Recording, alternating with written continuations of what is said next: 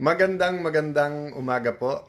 Good morning sa lahat ng ating Facebook friends and family. Yes, umaga na naman. Pasensya na po kayo.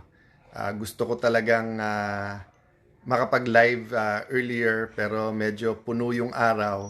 Actually, na-late pa nga ako sa start ng taping kasi yung isa nating grupo na mahal natin yung grupong yon and priority natin yon yung grupong nag-move no ng pagbabago sa ating bansa, transformation. It's about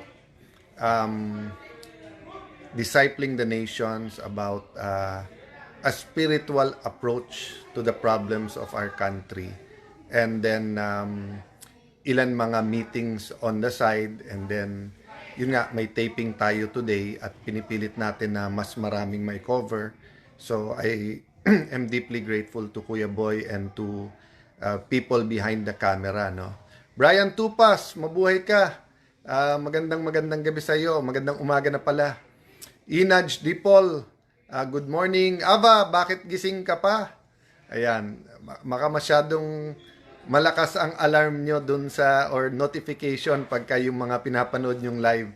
Energer Banluta, Libra Tiday July, Jong Gindo, magandang gabi sa inyo. Buboy Burns. So guys, iniisip ko yung topic natin. Of course, ngayon tumulay na tayo sa Saturday. So, dapat summary, but nagwa one day topic muna tayo. Naalala nyo po nung nag-post tayo ng interview kay Kuya Boy kasi yung unang bill na final ko this Congress is about values, 'di ba? About values.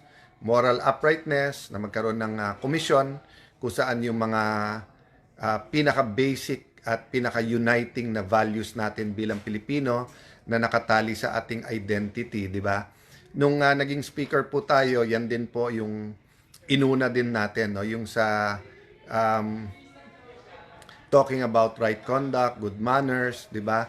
At nakatali din sa values. So, I want to talk a little bit about that vis-a-vis yung final namin taping for tonight lang or this morning, which I think usap pa kami ng konti ni Kuya Boy, pero ang direction pag-usapan namin yung resolution na final natin na sana makakuha ng suporta ng buong Senado.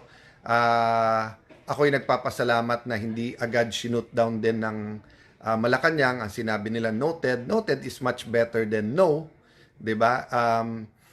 Yes, marami na nag-criticize ngayon pa lang, but if you want a real conversation, then let's have a conversation. And what better way to start the conversation with someone who's acknowledged, di ba, as the maestro or as the king of conversation dito sa ating bansa, kay Kuya Boy, no? So let me start out muna by thanking God for the opportunity to be on television, to be on social media. I'd like to thank God na yung opportunity to work with professionals, with very creative people, from researchers, writers, of course, yung lawyers natin, yung pong bumababa talaga sa mga barangay, very professional din po ang marami nating mga barangay na nakakausap, from yung barangay secretary to yung kapitan, mga taga-Lupon. So, we're grateful, no? Unang-una sa Panginoon, di ba? And then susunod sa mga taong binanggit ko. So ang pag-uusapan namin ni Kuya Boy ay tungkol dun sa resolution. So I just wanna tell you na we have to examine our heart kasi madaling sabihin values. So alam mo, sabihin natin we're compassionate.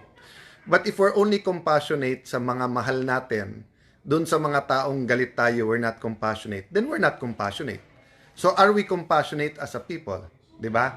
So pag sasabihin mo si Alan is a very generous person.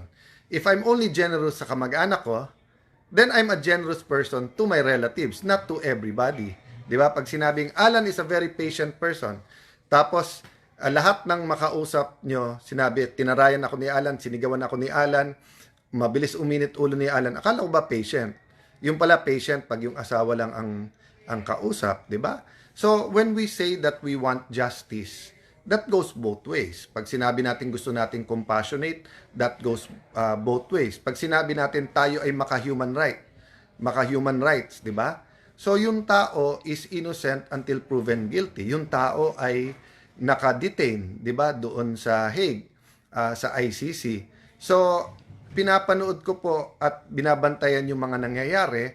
Kaya base doon po sa lahat ng nangyayari na sinabi dapat mabalik siya sa korte kaagad pagkakailangan siya, dapat ganito, dapat ganyan.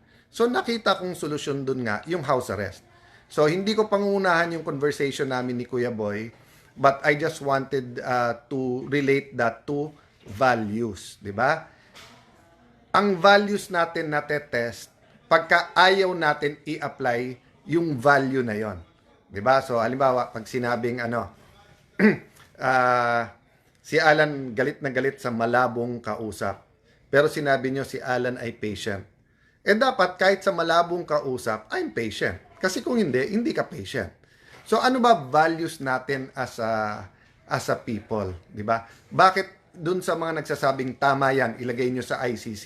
'Di ba dahil sinasabi nyo human rights?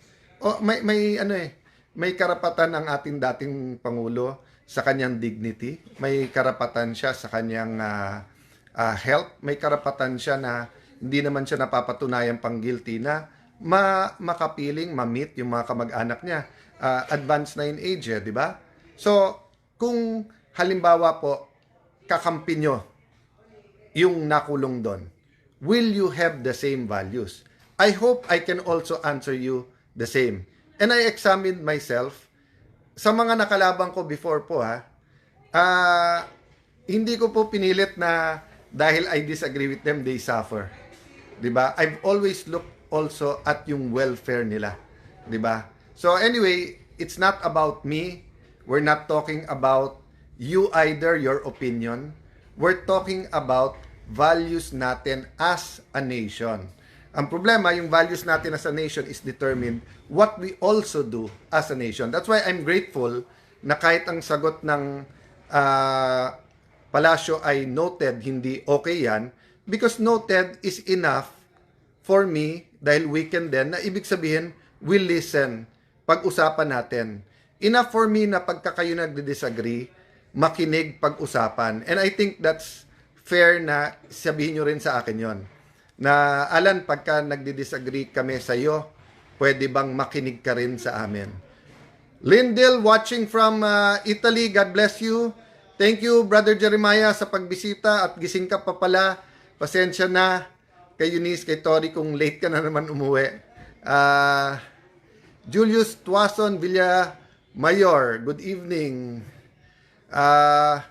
God lang may alam ng destiny natin, but thank you, Julius. I'm happy naman where I am. I think ang lesson naman sa akin ni Lord, it's not the position, but be purpose-driven, no? Shout out sa mga taga-Antipolo, sabi ni Carl Pendon, Dalia Monroe, good evening. So guys, magbabasa-basa lang ako ng konti bago mag-meeting kami ni Kuya Boy. But yun nga yung values have to be seen in our life, in our action. Kung hindi natin values yon. Good night, magandang umaga, God bless you all.